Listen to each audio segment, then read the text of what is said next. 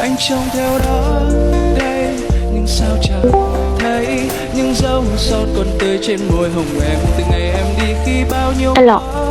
tan bên anh nhiều lắm, anh nói anh sẽ về đây khi mùa đông tan. Anh nhớ em khi cơn mưa dài lạnh lùng chưa tàn. Anh nhớ Bất ngờ vậy kích. trầm vào lòng anh khóc qua.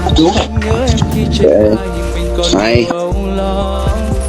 Anh nhớ em khi trăng vừa lên ban đêm dài hơn ban Không có cao được. dài nổ.